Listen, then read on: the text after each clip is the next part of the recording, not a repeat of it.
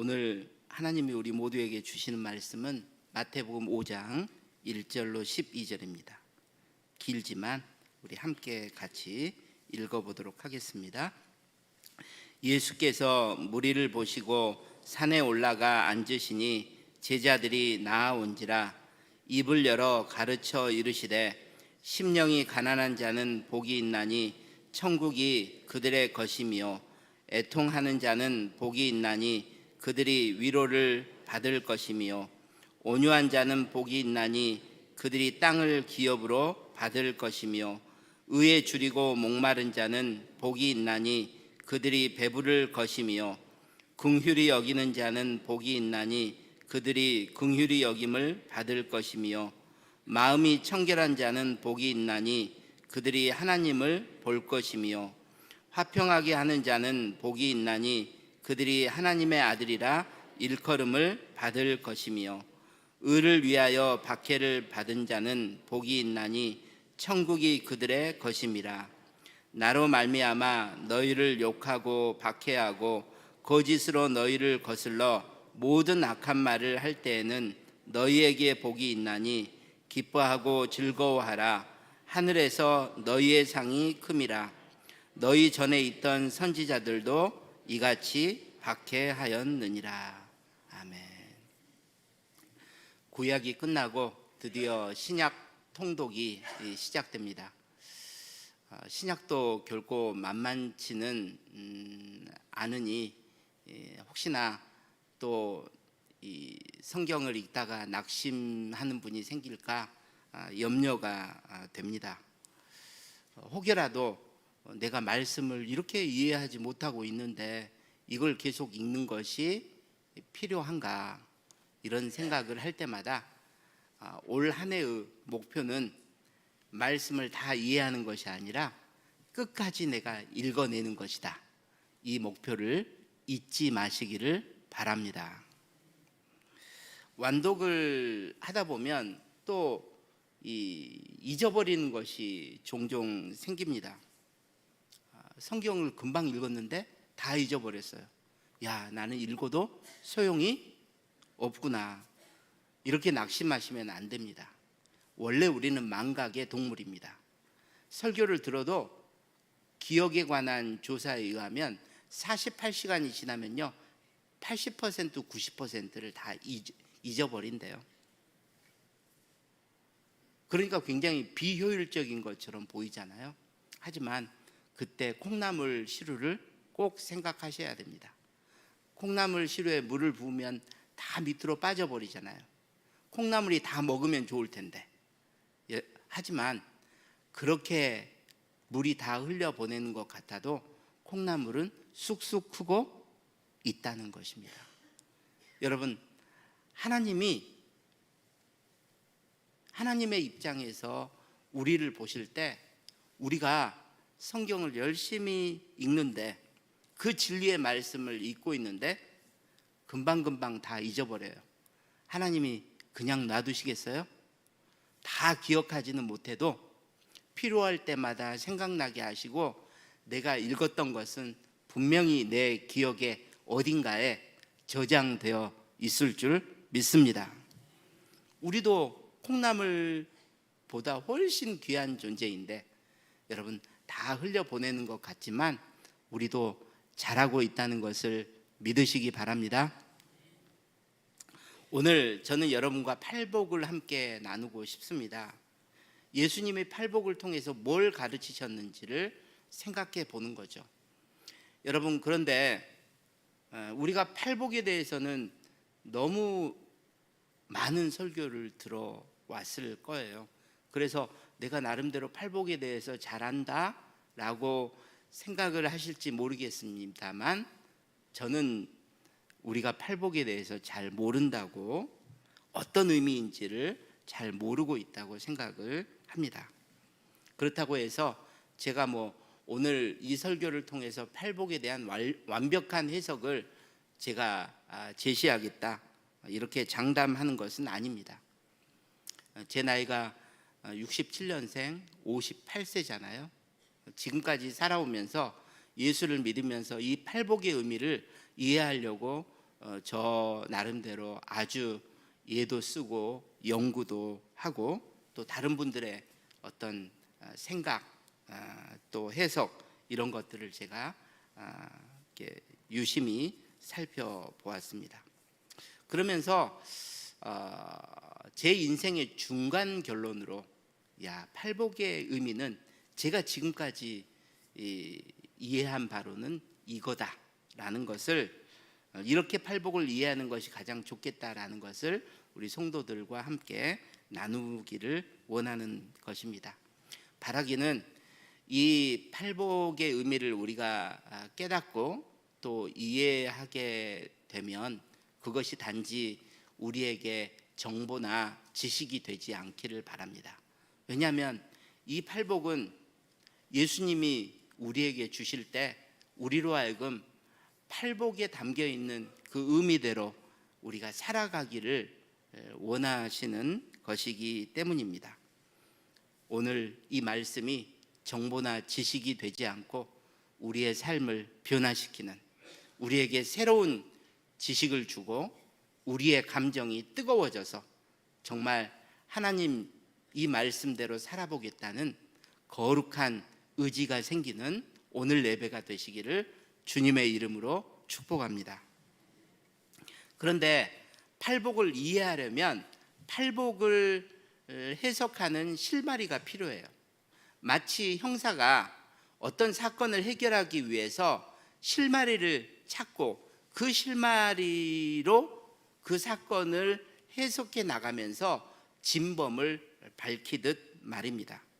그런 의미에서 저도 팔복을 이해하는 데 도움을 주는 실마리가 여러 개가 있다고 생각을 합니다. 그 중에서 4가지만 함께 살펴보도록 하겠습니다. 첫 번째로 팔복을 제대로 이해하려면 첫 번째 실마리는 산상수훈입니다. 여러분, 산상수훈은 5장부터 7장에 걸쳐서 하나님이 산 위에서 말씀하신 그 말씀의 모음집이에요. 산상설교라고도 하는데요, 그 산상수훈 속에 지금 팔복이 들어가 있기 때문에 더 큰 덩어리인 산상수훈이 도대체 뭐냐라는 것을 우리가 이해할 때 팔복을 이해하는 이제 시작이 될 수 있는 것입니다. 마태복음에 보면 예수님의 말씀을요 이렇게 5개 커다란 덩어리로 묶어놨습니다. 그 중에 첫 번째가 이 산상수훈입니다. 그러므로 어떻게 보면 예수님이 하셨던 말씀들 중에 가장 중요한 말씀이라고도 볼 수 있죠. 자, 이제 본문을 보면서 말씀드리도록 하겠습니다. 5장 1절 2절을 보면요, 같이 읽습니다. 예수께서 무리를 보시고 산에 올라가 앉으시니 제자들이 나아온지라 입을 열어 가르쳐 이르시되. 여러분, 여기서 예수님이 이 산상수훈을 산 위에서 가르치셨다는 것에 우리가 주목할 필요가 있습니다. 이것은 유대인들이 보기에는 산하면 시내산이 떠오르는 거예요. 시내산에서 하나님이 모세를 통해서 율법을 가르치신 것을 연상할 수 있다는 것입니다. 그러니까 지금 예수님이 산에서 가르치셨다는 것이 왜 기록이 되어 있느냐? 이것을 통해서 예수님은 율법을 시내산에서 가르치신 그 하나님과 같은 권위로 지금 사람들을 가르치고 계시다는 거죠. 그러므로 예수님은 모세보다 더 뛰어난 분이잖아요. 모세는 하나님으로부터 받아서 가르치셨는데 예수님은 직접 가르치고 계십니다. 이 산상수훈보다 더 큰 마태복음의 맥락에서 보면 지금 예수님은 하나님 나라의 왕으로, 그 왕의 권위로 지금 이 산상수훈을 우리에게 주시고 계시다는 거죠. 그렇다면 예수님은 도대체 이 산상수훈을 누구에게 주신 것일까? 이게 이제 우리가 산상수훈의 성격을 이해하는데 중요한 부분입니다. 마태복음 4장 23절부터 5장 1절을 우리가 보도록 하겠습니다. 함께 길지만 읽겠습니다. 예수께서 온 갈릴리에 두루 다니사 그들의 회당에서 가르치시며 천국 복음을 전파하시며 백성 중에 모든 병과 모든 약한 것을 고치시니 그의 소문이 온 수리아에 퍼진지라. 사람들이 모든 앓는 자 곧 각종 병에 걸려서 고통당하는 자, 귀신 들린 자, 간질하는 자, 중풍병자를 데려오니 그들을 고치시더라. 제가 다 안 들어가니까 좀 했어요. 그 다음에 갈릴리와 데가볼리와 예루살렘과 유대와 요단강 건너편에서 수많은 무리가 따르니라. 예수께서 무리를 모시고 산에 올라가 앉으시니 제자들이 나아온지라. 여러분 23절 보면 온 갈릴리에 다니시면서 가르치시고 전파하시고 치유하셨어요. 24절 보니까 그 소문이 온 수리아, 이방 땅이죠, 퍼져가지고 또 수많은 사람들이 예수님께 와서 치유를 받았습니다. 그러다 보니까 25절, 여러분 이스라엘은요 남부가 유대고 위가 갈릴리예요. 중간에 사마리아가 있고, 그러니까 이 유대와 갈릴리면 이스라엘인데 거기에 뭐가 추가가 되어 있습니까? 데가볼리와 요단강 건너편, 옛날 모압하고 암몬의 땅이었죠. 그 땅에 있는 이방인들도 다 예수님을 보러 왔다는 거죠. 그래서 수많은 무리가 지금 예수님을 따르고 있는 거예요. 그런데 5장 1절, 그 무리를 보시고 예수님이 산에 올라가 가르치십니다. 그때 제자들이 나와 왔다고 되어 있어요. 자, 그러면 이것만 보면 예수님은 지금 무리를 피하신 것 같죠? 그렇죠? 무리가 따라오니까 무리를 피해서 산으로 올라가셔서 제자들과만 지금 시간을 보내시는 것처럼 보입니다.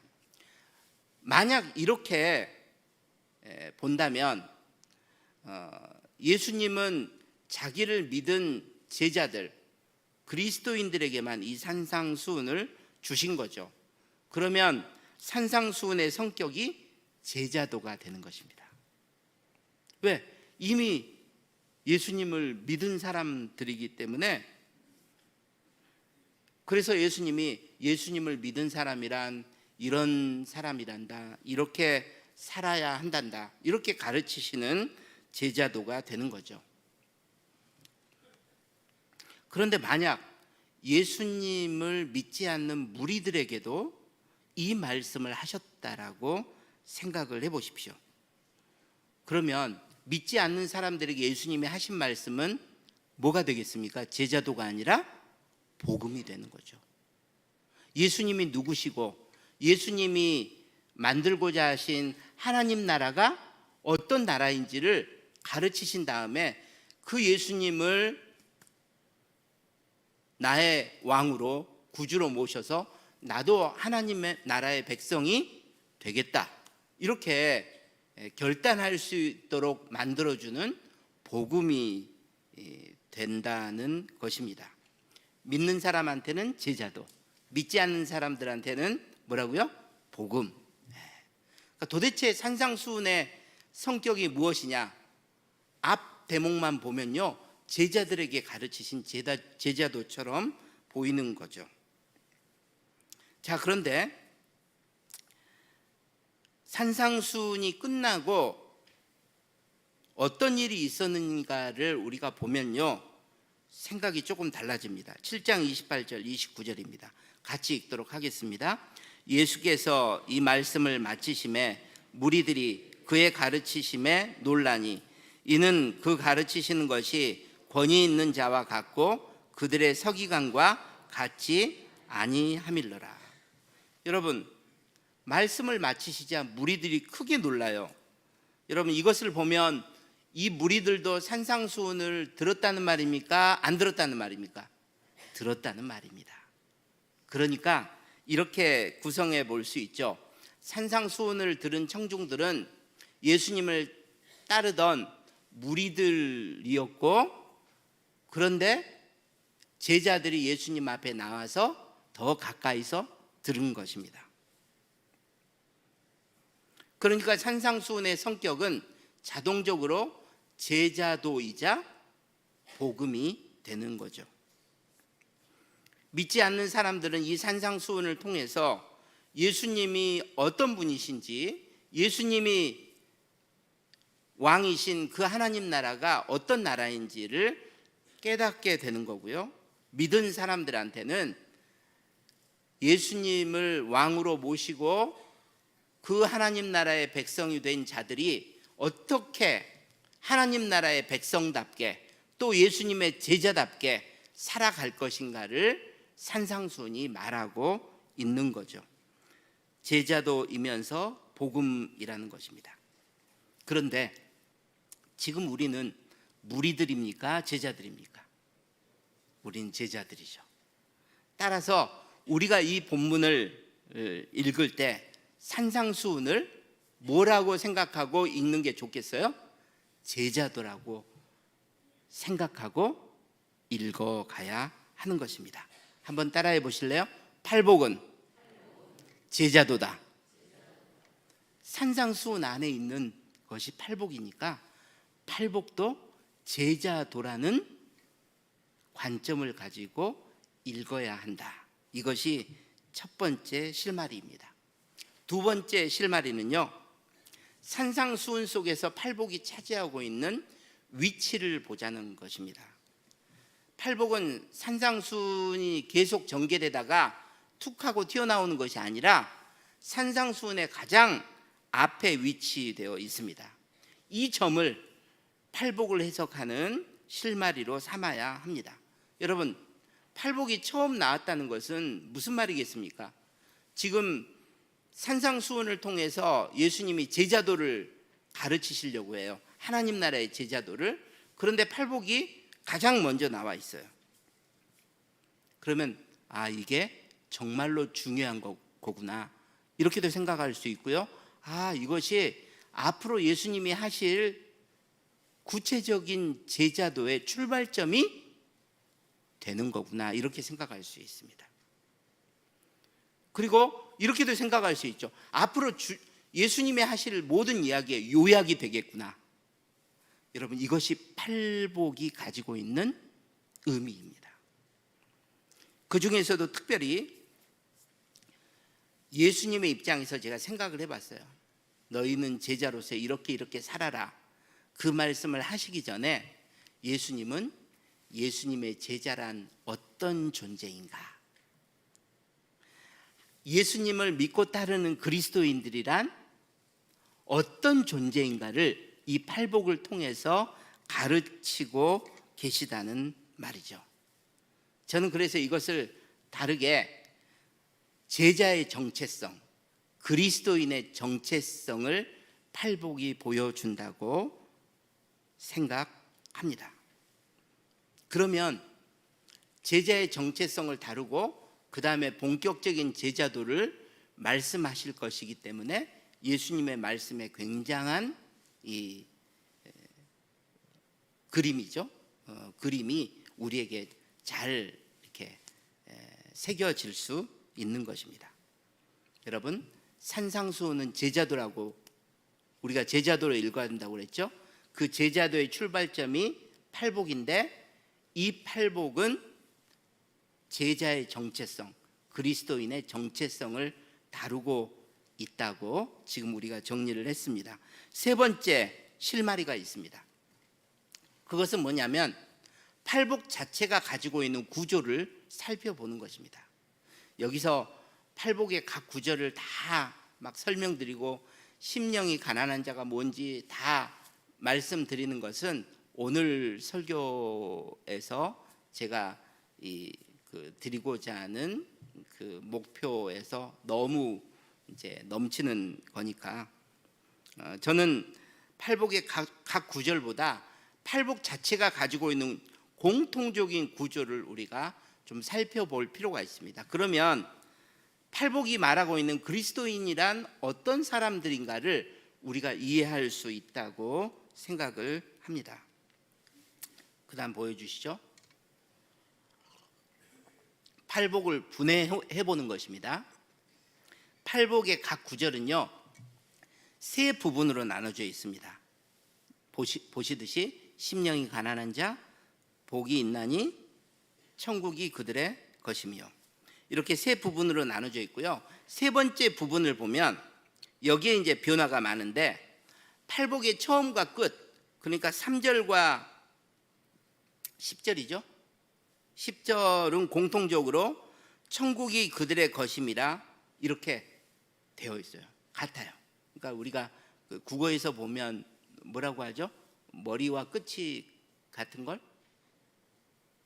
두미 쌍관법? 예? 요즘 뭐라고 가르쳐요? 응? 수미 쌍관이라고 그대로 가르쳐요?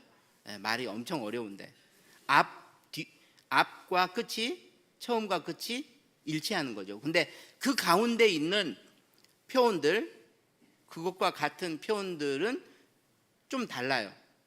처음과 끝이 현재형으로 천국이 너희의 것이라 라고 되어 있지만, 그 안에는요 너희가 천국, 하나님 나라의 백성으로 누릴 수 있는 것이 나와 있습니다. 하나님이 너희를 위로하실 것이다.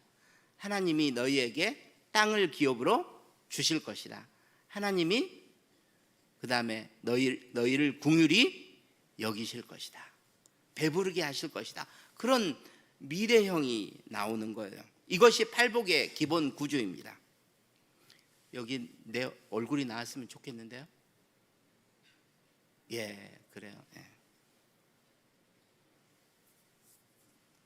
화면만 보면 답답하니까요. 네. 자, 이제 이 구조를 가지고 설명을 할게요. 먼저 우리가 여기서 살펴볼 것은요, 복이 있나니입니다. 한국어 번역본에서는요, 심령이 가난한 자는 복이 있나니 이렇게 되어 있지만, 원어에서는요, 복이 있도다 심령이 가난한 자들이요, 복이 있도다가 먼저 나와 있어요. 여러분, 복이 있도다, 예수님의 제자들을, 그리스도인들을 염두에 두고 한 말이죠.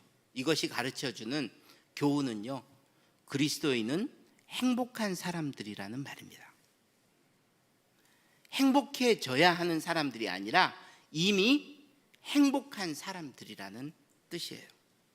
행복하려고 몸부림 치다가 또 그렇게 행복하게 살 수 없으니까 내가 사람들 앞에서는, 교회에서는 행복한 척이라도 해야겠다, 이렇게 사는 사람들이 아니라 진짜 행복한 사람들이라고 예수님이 말씀하고 계시는 거예요.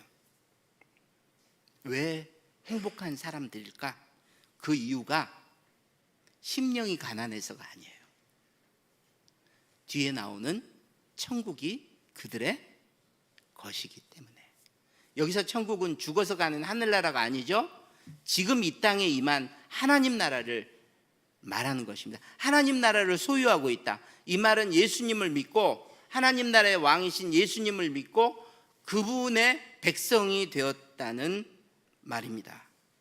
그러면 예수님이 나를 다스리시는 왕이 되시는 거예요. 여러분, 이 왕은 폭군이나 독재자가 아닙니다. 우리를 돌보시고 이끄시고 보호하시고 책임지시는 선한 목자이십니다.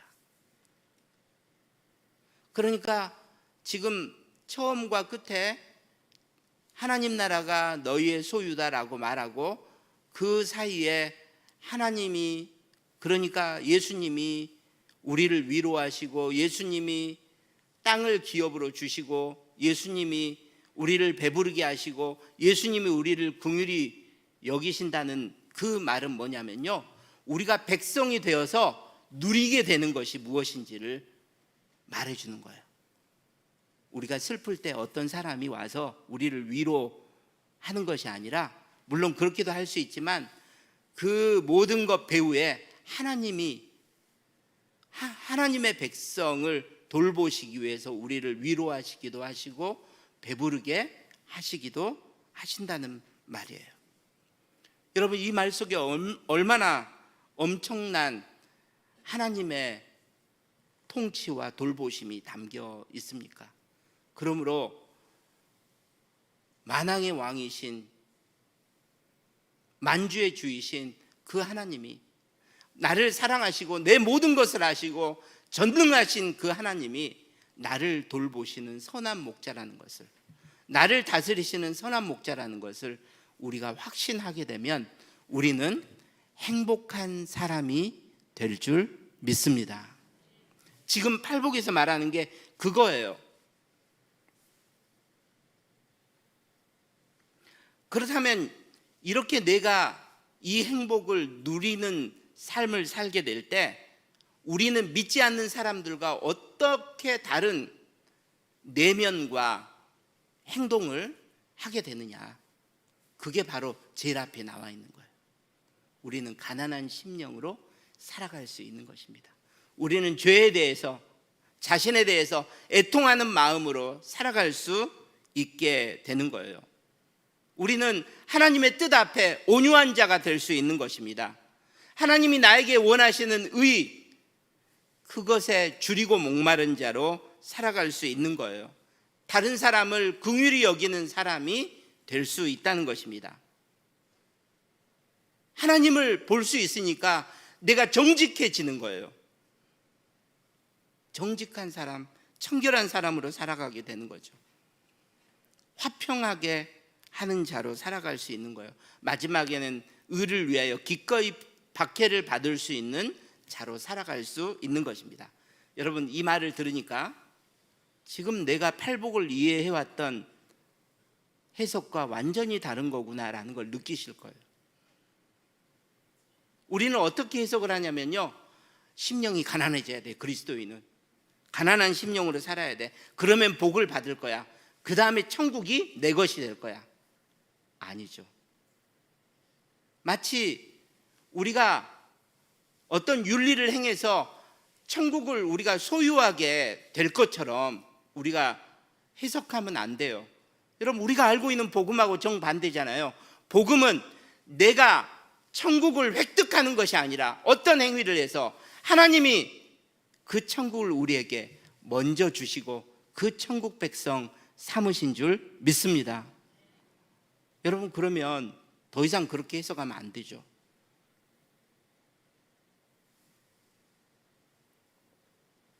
내가 심령이 가난한 자가 되면 복을 받을 것이고 그 복이 천국이 내 것이 되는 복일 것이다. 여러분, 그게 아니라 우리는 이미 행복한 사람인데, 왜냐하면 하나님 나라의 백성이 되었기 때문에 왕이신 예수님이 나를 다스리시고 나를 돌보실 것이기 때문에 우리는 행복한 사람들이라는 것입니다. 그렇기 때문에 우리는 하나님이 우리를 돌보시고 우리를 위로해 주실 것을 알기 때문에 기꺼이 죄에 대해서, 세상에 대해서 애통하는 마음으로 살아갈 수 있게 되는 거죠. 여러분, 그것이 맞지 않겠습니까? 믿지 않는 사람들하고 우리는 다르게 살아갈 수밖에 없는 내면과 윤리를 가지게 된다는 것입니다. 이것이 바로 팔복이 말하고 있는 그리스도인의 정체성이다. 제자의 정체성이다. 이걸 우리가 알 수 있는 거예요. 사랑하는 여러분, 우리 그리스도인은 누구입니까? 하나님 나라를 소유하고 그 나라를 누리고 있기에 우리는 행복한 사람들인 줄 믿습니다. 그래서 우리는 가난한 심령으로 살아갈 수도 있고 애통하는 마음을 가지고 살아가며 마침내 심지어 의를 위하여 박해받는 자로 살아갈 수 있게 되는 줄 믿습니다. 나중에 이 팔복의 각각이 어떤 관련이 있는지는 또 한번 설교를 통해서 말씀드리도록 하겠습니다. 이제 팔복을 이해할 마지막 네 번째 실마리를 보도록 하겠습니다. 그것은 팔복이 산상수훈의 제일 앞에 위치했다고 그랬죠. 그 팔복 다음에 뭐가 나오는지를 우리가 이해해야 하는 것입니다. 그걸 이해하는 것이 마지막 실마리입니다. 팔복 다음에 우리가 잘 아는 5장 13절에서 16절이 나옵니다. 같이 함께 읽어보도록 하겠습니다. 너희는 세상의 소금이니 소금이 만일 그 맛을 잃으면 무엇으로 짜게 하리요? 후에는 아무 쓸데없어 다만 밖에 버려져 사람에게 밟힐 뿐이니라. 너희는 세상의 빛이라. 산 위에 있는 동네가 숨겨지지 못할 것이요 사람이 등불을 켜서 말 아래에 두지 아니하고 등경 위에 두나니 이러므로 집안 모든 사람에게 비치느니라. 이같이 너희 빛이 사람 앞에 비치게 하여 그들로 너희 착한 행실을 보고 하늘에 계신 너희 아버지께 영광을 돌리게 하라. 여러분 아시겠죠? 한마디로 너희는 세상의 소금이고 세상의 빛이라는 말입니다. 여기서 빛이 도대체 뭘까? 여러분 앞에 있는 14절을 보십시오. 산 위에 있는 동네가 숨겨지지 못할 것이다. 이 정도면 이 빛은 굉장히 커다란 광명체입니다. 해나 달이 되겠죠. 근데 15절에는 뭐라고 되어 있습니까? 사람이 등불을 켜서 말 아래 두지 않고 등경 위에 두나니 집안 모든 사람에게 비치느니라. 저는 이 15절을 생각하고 세상의 빛이라는 말을 좀 바꾸기로 했습니다. 우리가 정말 이렇게 작은 존재잖아요. 그래서 세상의 등불이라고 번역하고 싶습니다. 세상의 소금, 세상의 등불. 그런데 여기서 강조하는 것이 뭐냐면 그렇기 때문에 소금의 본질인 짠맛을 잃어버리면 안 된다. 등불의 본질, 등불이 등불 될 수 있는 본질이 뭐죠? 빛을 비추는 거니까 그 빛을 비추는 것을 잃어버리지 말아야 된다 이야기를 하고 있는 거죠. 우리를 소금과 등불에 비유하면서. 그런데 요 구절만 읽어서는요 도대체 예수님이 우리에게 어떻게 살라고 하는지 구체적으로 알 수가 없어요. 왜냐하면 소금의 짠맛이라는 게 도대체 어떻게 살라는 말인지 등불의 빛을 비추는 삶이 도대체 어떤 것인지 예수님이 더 구체적으로 설명하지 않기 때문입니다. 다만 16절에서 빛을 착한 행실이라고 예수님이 말씀하고 계시긴 해요. 하지만 그것도 구체적으로 어떤 것인지를 지금 이야기하고 계시지 않는 것입니다. 여러분 왜 예수님이 이야기해 주시지 않는 것일까 생각을 해 보십시오. 그건요 이미 팔복에서 그리스도인의 본질에 대해서 이야기를 하셨기 때문입니다. 팔복에서 말한 그리스도인이란 어떤 정체성을 가지고 살아가야 되느냐, 그것이 바로 소금이 잃어버리지 않아야 될 그 짠맛, 소금의 본질을 가리키는 거고요. 등불이 가지고 있어야 될 빛, 등불의 본질을 가리키고 있다는 것입니다. 그러니까 너희들은 세상에서 소금으로 살아라, 등불로 살아라는 그 말은 방금 이야기한 그 팔복에서 예수님이 가르쳐 주신 그 제자의 정체성, 그리스도인의 정체성을 가지고 너희가 세상에서 살아갈 때 그때 너희들은 세상의 소금이 되고 세상의 빛이 되는 거예요. 행복해지려고 몸부림치는 사람이 아니라 이미 하나님 나라의 백성 되었기 때문에 내가 행복한 사람이라는 것을 자각하고 그 행복에서 내가 가난한 심령으로 살아가며 죄와 세상에 대해서 다른 사람에 대해서 애통해하고 내가 하나님의 뜻 앞에 온유하며 하나님이 원하시는 의에 줄이고 목마른 자로 살아가라는 것이 예수님의 말씀인 거죠. 그래야 세상의 소금이 되고 빛이 된다는 것입니다. 아니, 여기서는 소금이 되라 빛이 되라 라고 안 했죠. 그렇게 살게 되면 자연스럽게 세상 속에서 뭐가 된다고요? 소금이 되고 소금이고 빛이고 그렇게 된다는 것입니다.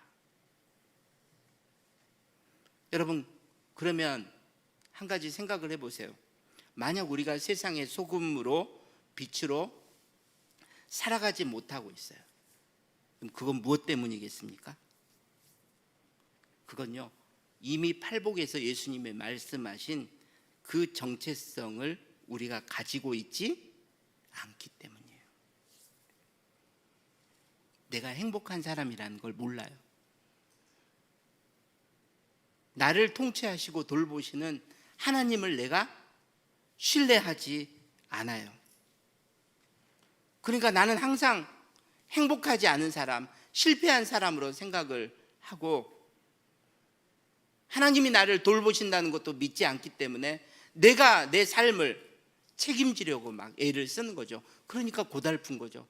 거기에서 어떻게 가난한 심령으로 살고 죄와 다른 사람과 세상에 대해서 애통하는 마음을 가질 수 있으며 하나님의 뜻 앞에 온유한 자가 될 수 있겠습니까? 어떻게 하나님이 우리에게 가르치신 그 의에 줄이고 목마르며 그 의를 행하고자 하는 사람으로 살아갈 수 있겠어요?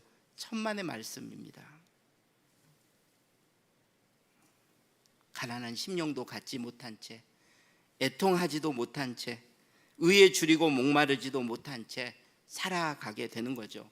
그러면서 그것이 짠맛을 잃어버린 거고 빛을 비추지 못하는 삶으로 나타나는 거예요. 세상에 소금이 되지 못하고 빛이 되지 못한다는 말입니다. 사랑하는 여러분, 저는 말씀을 읽고 공부하고 묵상해 오면서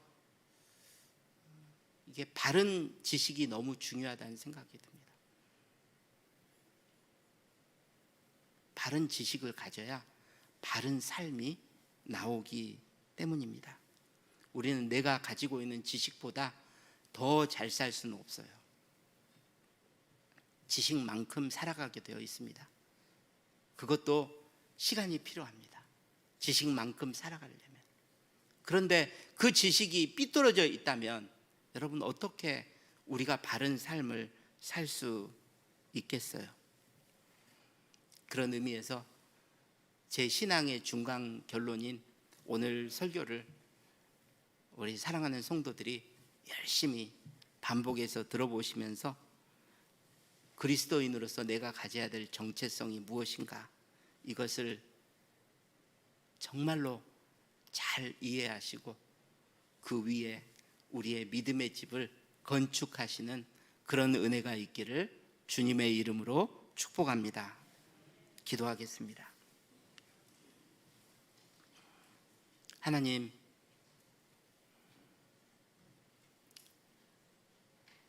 우리가 왜 세상에서 소금으로 또 등불로 살아가지 못하고 있는지 그 이유를 오늘 말씀을 통해서 확실하게 깨달았습니다.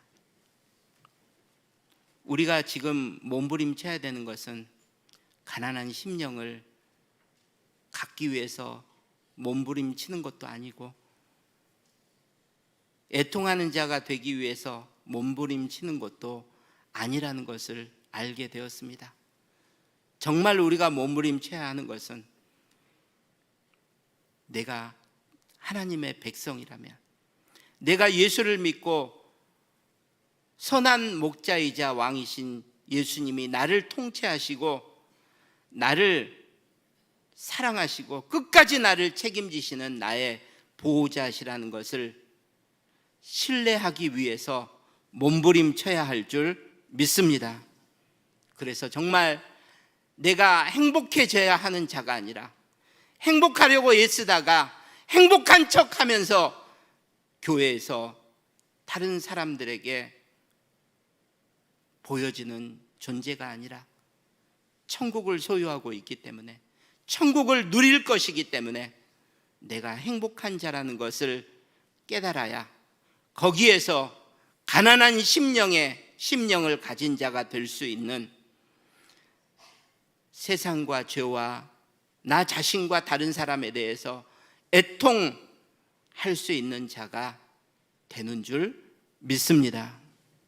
주여, 우리 사랑하는 성도들이 이번 한 주 말씀을 통독해 가면서 특별히 팔복의 사람이 되어갈 수 있도록, 팔복을 제대로 이해하고 믿음으로 반응하며 살아갈 수 있도록 아버지여 은혜 내려 주시옵소서. 예수님 이름으로 기도하옵나이다. 아멘. 하나님, 산상수훈 처음에 팔복이 나오고 그 처음에 시작이 심령이 가난한 자라고 생각했는데 예수님은 우리가 행복한 자들이라고 먼저 선포하셨습니다. 천국의 백성 되어 천국을 소유하고 누리기 때문에, 하나님이 우리를 돌보시고 책임지실 것이기 때문에 우리는 행복하려고 애쓰는 사람이 아니라 이미 행복한 사람들인 줄 믿습니다. 이 행복에서 그리스도인의 내면과 윤리가 나오게 된다고 예수님은 가르치셨습니다. 주여, 내가 천국 백성이기 때문에, 내가 천국에서 살아가고 있는 사람들이기 때문에 세상 사람들은 물질적으로 부자가 되려고 노력하지만 우리는 가난한 심령으로 살아가게 하여 주시옵소서. 세상 사람들은 자신의 문제 때문에 애통하지만 우리는 내 죄 때문에, 세상 속에 끊임없이 벌어지는 죄와 악의 현실 때문에 애통하며 기도하는 자가 되게 하여 주시옵소서. 세상 사람들은 자신의 강함을 주장하고 자신의 고집을 내세우지만 우리는 하나님이 뜻하시는 것이 무엇인지 알면 그 앞에서 온유하게 그 뜻을 받아들이는 자가 되게 하여 주시옵소서.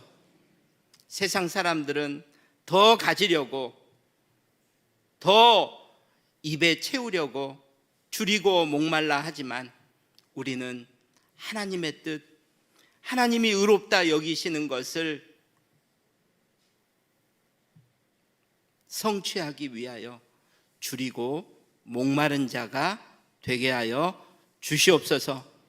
이번 한 주 정말로 이 그리스도인의 정체성을 가지고 우리가 살아가는 세상 속에서 주위에 있는 안 믿는 자들이 우리를 보며 너는 소금처럼 꼭 필요한 사람이라고, 너는 빛처럼 꼭 필요한 사람이라고 하는 말을 우리가 들을 수 있도록 우리의 삶을 주님이 붙들어 주시옵소서. 아버지여, 아버지여, 이 시간 우리의 모든 연약함을 주님 앞에 고백합니다.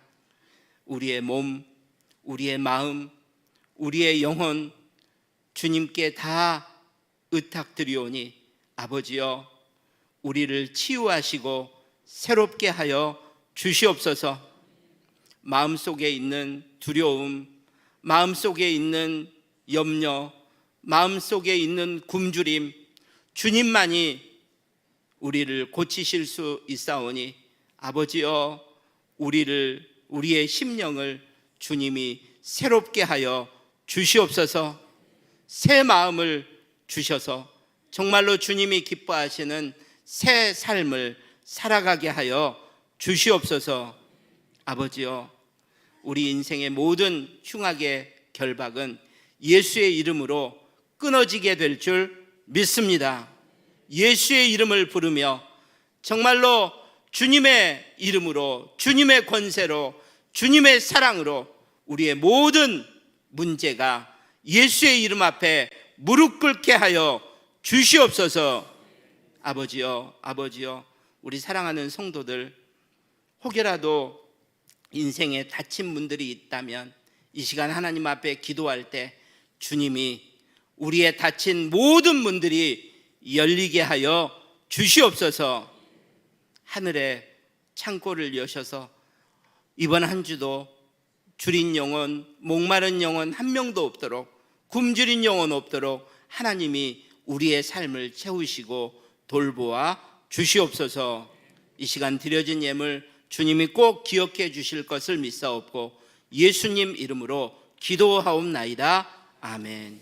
이제는 우리 주 예수 그리스도의 은혜와 우리 하나님 아버지의 극진하신 사랑하심과 성령님의 감동 감화 충만 교통 역사하심이 오늘도 주의 말씀 듣고 정말로 팔복의 사람이 되겠다고 결단하고 돌아가는 사랑하는 모든 성도들 머리머리 위에, 북문의 모든 선교사님들 가정과 사역 위에, 온 세상 흩어진 북문의 모든 지체들 위에, 그리고 어쩔 수 없이 온라인 예배를 드릴 수밖에 없는 형편에 있는 우리 사랑하는 모든 지체들 머리머리 위에 이제부터 영원까지 함께 있을 지어다. 아멘.